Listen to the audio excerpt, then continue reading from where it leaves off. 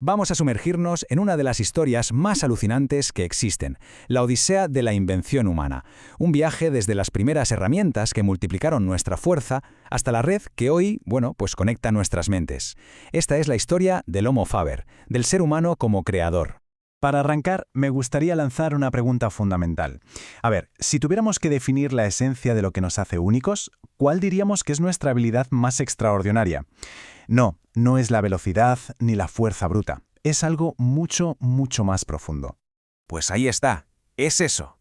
La capacidad de imaginar algo que no existe y simplemente hacerlo realidad. Los antiguos nos llamaron Homo Faber, que significa el hombre que hace, el artesano. Y esta capacidad de construir es, de hecho, el motor de toda nuestra historia. Así que, empecemos esta odisea con el primer gran desafío, el mundo físico. La primera gran barrera a la que se enfrentó la humanidad fue, claro, el mundo que nos rodeaba. Éramos lentos, éramos débiles, estábamos totalmente limitados por la geografía. Así que la primera oleada de ingenio se centró en una única misión: multiplicar nuestra fuerza y, por supuesto, vencer las distancias. Este viaje arranca con inventos que hoy nos parecen simples, pero que lo cambiaron todo.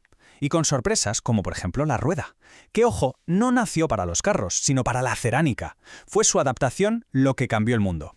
Luego el tornillo de Arquímedes nos permitió desafiar la mismísima gravedad con el agua, y la brújula, ¿qué decir de la brújula? Nos entregó el mapa del mundo entero, convirtiendo los océanos de barreras auténticas autopistas. Vale, una vez que empezamos a dominar el espacio físico, la siguiente frontera era la mente. ¿Cómo podíamos guardar las ideas? ¿Y cómo compartirlas? No con unos pocos, sino con todo el mundo.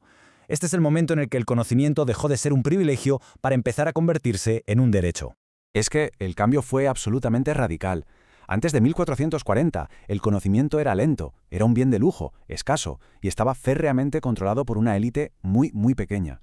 Pero la imprenta de Gutenberg, eso fue una explosión. De repente, las ideas podían viajar más rápido que los ejércitos, y se podían reproducir de forma casi infinita. Y, de verdad, no es ninguna exageración. Sin la imprenta es casi imposible imaginar el Renacimiento, que se nutrió difundiendo textos clásicos olvidados, o la Reforma, que se propagó con panfletos que hoy llamaríamos virales, o por supuesto la Revolución Científica, que permitió a los eruditos construir sobre el trabajo de otros a una velocidad nunca vista. Y mientras la imprenta nos expandía la mente, dos inventos del siglo XVII hicieron algo increíble: expandieron nuestros sentidos. El telescopio nos mostró que, pues no éramos el centro del universo. Y el microscopio nos reveló un universo entero en una sola gota de agua. Ambos, a su manera, destruyeron viejos dogmas y dieron nacimiento a la astronomía y la biología modernas. Con el espacio y las ideas ya en nuestro dominio, quedaba un nuevo reto. Durante milenios dependíamos de la fuerza de los animales, del viento, de los ríos. La siguiente gran etapa de nuestro ingenio fue dejar de depender de la naturaleza para directamente empezar a crear nuestra propia energía. El salto conceptual que dimos aquí fue enorme. Pasamos de aprovechar la energía que había a nuestro alrededor a crear justo la que necesitábamos, cuando la necesitábamos. La máquina de vapor fue el primer paso, pero la red eléctrica fue la culminación. Poder instantáneo en cualquier lugar con solo pulsar un interruptor. Y cada uno de estos inventos redefinió la sociedad. La máquina de vapor nos dio el ferrocarril, que conectó continentes enteros. La bombilla nos robó la noche, alterando nuestros patrones de sueño y de trabajo para siempre. Y el motor de combustión, eso fue como poner la fuerza de 100 caballos en manos de una sola persona, democratizando el movimiento como nunca antes. Y todo esto nos lleva, claro, a la era en la que vivimos. Una vez que pudimos mover nuestros cuerpos y nuestras máquinas, el último desafío era mover la información. Aquí es donde la distancia y el tiempo finalmente colapsan. Pero de todas las invenciones de la era moderna, la más fundamental de todas es, curiosamente, una completamente invisible. No hace ruido, no se mueve y, sin embargo, sostiene absolutamente todo nuestro mundo digital. El transistor, un simple interruptor de encendido y apagado, sí, pero miniaturizado miles de millones de veces. Cada chip, cada teléfono, cada ordenador, todo está construido sobre una base de miles de millones de estos pequeños milagros. Es, podríamos decir, el átomo de la era de la información.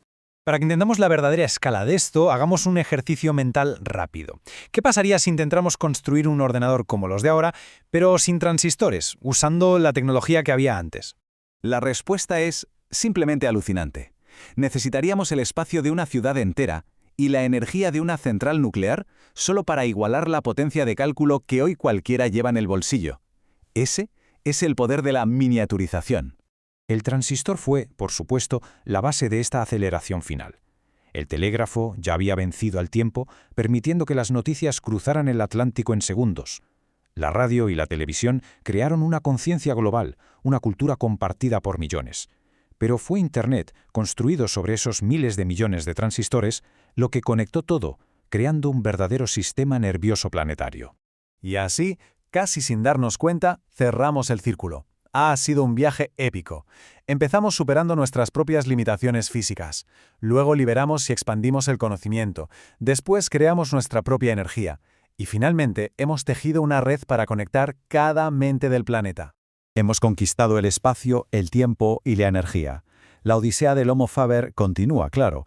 La gran pregunta que queda ahora en el aire es ¿cuál será la próxima gran frontera? ¿Qué límite fundamental nuestro ingenio se atreverá a cruzar ahora?